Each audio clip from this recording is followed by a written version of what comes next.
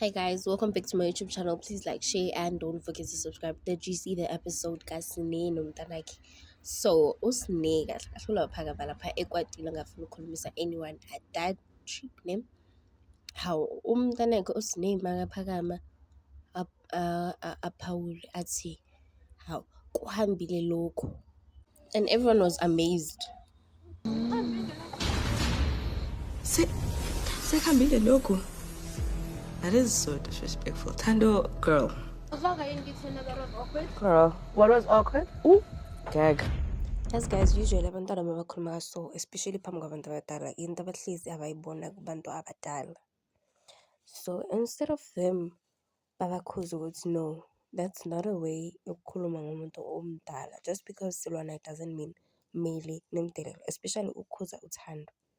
Because uthando u-entertaina abantu ngomamakhe, and the last person anaye umamakhe, because I feel like umacele mazoshona la, God forbid, uthando nobani kuyomele abuyele kuSne.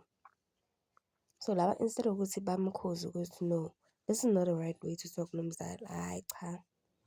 Na umzali ungazihloniphi phambi kwengane u-expect ukuthi ingane I don't think even if I was hlonipha phambi kwengane, okay fine, ingane yakhona akayikhulisanga and ingane yakhona ngisho imthatha njengosisi, because even ngebirthday kaThando uSne, I didn't see uSne posta uThando. Uposte who's this, umkhulu wakhe nogogo wakhe only, but uSne zangampost. But ke even if angazihloniphi phambi kwengane, ingane izwa into abantu abayikhulumayo. Manikhuluma okubi ngoma wayo, naye uzombona emubi. And as we all thought uThando, as uThando is just a child, umntana uThando, and we all thought uThando is with Gonyana, umacele azithathele yona ngenkathi uSne neglect.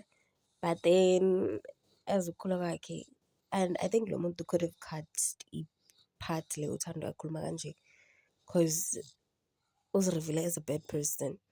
Khuluma ngomuntu omdala kanje. Hayi cha guys, asifundiseni iy'ngane ukuthi umuntu omdala uma ekhuluma, let us excuse ourselves, not ukuthi sihlale and then macedile ngikhulume kaso and then abantu abadala bayithathe as a joke le nto instead of ukuthi bangikhuze. No, it was totally wrong of Mangwabi, and I think empilweni nhle uyibonile le nto, nabo makhumalo bayibonile, kodwa azange bamkhuze khona laphayana, instead bonke bebahleka lapho. It was totally wrong. Naye uSne kumele ahlale phansi afundise umntwana wakhe ukuthi I'm the only one you have. Washona la ugogo wakho, you have no one except for me. Amtshele nje, because uMangwabe can easily stand up and say uzobhonywa wakho umntwana, kodwa kuyahleka kwaSne. Thank you guys for watching.